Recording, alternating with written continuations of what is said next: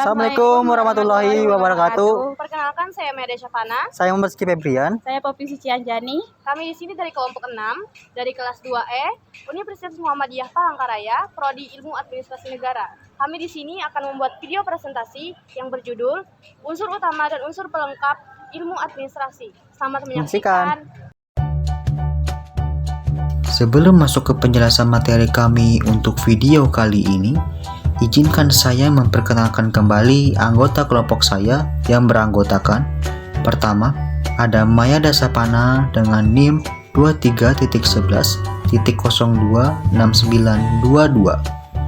Yang berikutnya dengan saya sendiri atas nama Muhammad Rizky Febrian dengan NIM 23.11.027790.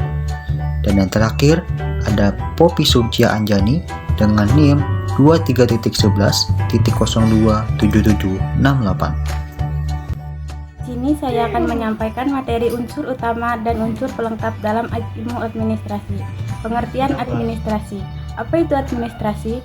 Kata administrasi adalah berasal dari bahasa Yunani, yakni administrarer, yang berarti memberi layanan dan bantuan.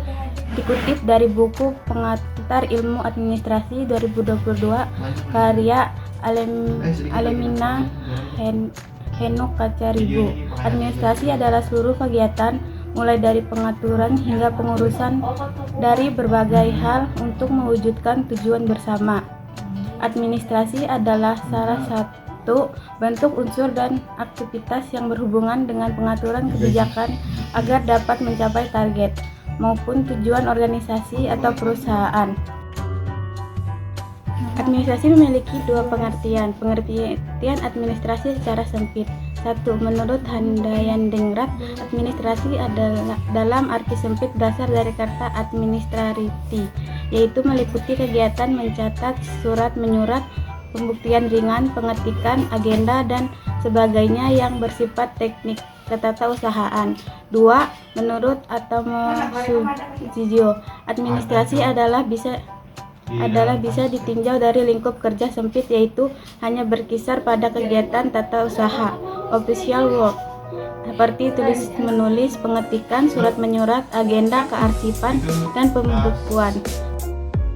Administrasi dalam arti luas. 1. Menurut Deliang Ji, administrasi secara luas merupakan serangkaian kegiatan yang dilakukan oleh sekelompok orang dalam suatu kerja untuk mencapai tujuan tertentu.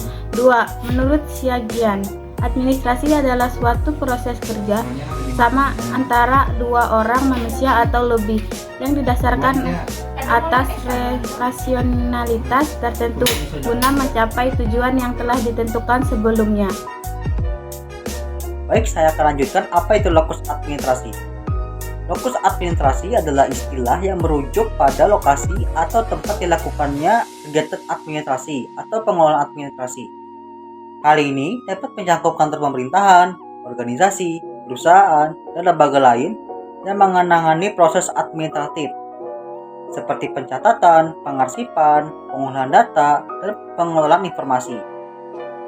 Lokus administrasi penting karena menentukan lokasi pusat pengendalian dan pengawasan administratif seperti mempengaruhi efisiensi dan efektivitas operasional organisasi. Berikutnya yaitu fokus administrasi. Fokus dari administrasi adalah teori organisasi dan ilmu manajemen. Administrasi publik memfokuskan pada kepentingan publik dan urusan publik, serta meliputi kajian tentang kebijakan publik, manajemen publik, administrasi pembangunan, tujuan negara, dan etika yang mengatur penyelenggara negara. Baik, selanjutnya adalah unsur administrasi. Dalam administrasi terdapat beberapa unsur pokok yang membentuk dasar dari setiap kegiatan administratif, yaitu yang pertama, adanya dua orang atau lebih. Administrasi selalu melibatkan interaksi antara dua orang atau lebih. Ini mencerminkan sifat kolaboratif dari administrasi, di mana koordinasi dan kerjasama antara individu sangat diperlukan untuk mencapai tujuan yang telah ditetapkan. Yang kedua, adanya tujuan. Setiap kegiatan administratif diarahkan pada pencapaian tujuan tertentu. Tujuan ini memberikan arahan dan fokus bagi semua aktivitas yang telah dilakukan dalam organisasi. Tujuan yang jelas membantu dalam pengambilan keputusan dan evaluasi kinerja. Yang ketiga, adanya tugas yang hendak dilaksanakan. Nah, untuk mencapai tujuan yang telah ditetapkan tadi, maka kita harus tahu tugas-tugas yang spesifik. Perlu adanya tugas-tugas yang spesifik dan terdefinisi secara baik. Tugas-tugas ini dibagi dan didistribusikan kepada individu atau kelompok dalam organisasi untuk memastikan bahwa setiap aspek dalam pekerjaan ditangani secara efektif. Yang keempat, adanya peralatan dan perlengkapan. Administrasi juga memerlukan peralatan dan perlengkapan yang memadai untuk mendukung pelaksanaan tugas-tugas yang telah ditetapkan. Peralatan dan perlengkapan ini bisa berupa teknologi, alat tulis, fasilitas kantor, dan sumber daya lainnya yang diperlukan untuk menjalankan aktivitas administratif dengan lancar. Unsur-unsur pokok ini saling berkait dan bekerja sama untuk memastikan bahwa kegiatan administratif dapat berjalan secara efisien dan efektif. Mereka membentuk kerangka kerja dasar yang diperlukan pengelolaan organisasi dan mencapai tujuan yang diinginkan. Menurut Delianggi, terdapat 8 unsur yang harus dipenuhi di dalam administrasi agar memunculkan fungsi dan dampak positif bagi organisasi dan perusahaan. Yang pertama yaitu organisasi. Organisasi merupakan tempat di mana kegiatan administrasi dilakukan. Orang-orang akan berhimpun menjadi sebuah wadah bagi para pekerjanya. Yang kedua yaitu manajemen. Manajemen adalah alat utama untuk melakukan pelaksanaan administrasi. Dalam pelaksanaan tersebut, ada beberapa bagian seperti pengatur, penggerak, manajer, dan tenaga operasional. Manajemen juga terbagi menjadi 3 kelompok, yaitu top management, middle management, dan lower management. Yang ketiga, komunikasi. Administrasi juga mengatur komunikasi antara departemen satu dengan lainnya dalam suatu organisasi, misalnya melalui surat atau warta.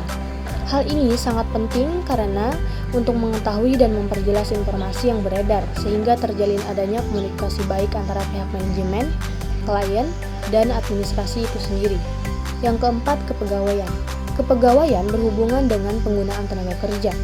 Proses yang paling berhubungan yaitu penerimaan, penempatan, pendayagunaan, serta penghentian kerja. Yang kelima yaitu ada keuangan. Hal ini berkaitan dengan pembiayaan kontrak kerja, mulai dari memperoleh dana hingga pertanggungjawabannya. Contohnya, administrasi seperti penjualan, pembelian, kontrak, ataupun sewa, serta sumber dana. Yang keenam, perbekalan. Adanya hubungan yang berkaitan dengan pengadaan barang, penyimpangan, serta penyingkiran. Pihak administrasi akan memilah dan memilih mana barang yang dibutuhkan untuk kegiatan kerja. Yang ketujuh, tata usaha. Di dalam tata usaha ada kegiatan yang meliputi aktivitas pencatatan, penyimpanan, serta pengiriman dokumen atau data. Unsur ini sangat penting dalam administrasi karena menjadi sumber informasi bagi organisasi untuk pengambilan keputusan.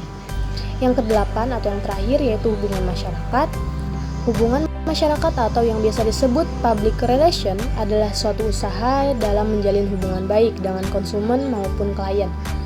Administrasi akan menciptakan aturan-aturan tentang bagaimana berhubungan dengan masyarakat, terutama kepada para konsumen. Kesimpulan pembahasan video presentasi kami pada kali ini, dalam ilmu administrasi ini, unsur utama terdiri dari perencanaan, pengorganisasian, pelaksanaan, dan pengawasan, yang merupakan fondasi untuk mencapai tujuan organisasi. Unsur pelengkapnya seperti komunikasi, koordinasi, pelaporan, dan anggaran. Mendukung kelancaran pelaksanaan unsur utama tersebut dengan memberikan struktur informasi dan dukungan yang diperlukan.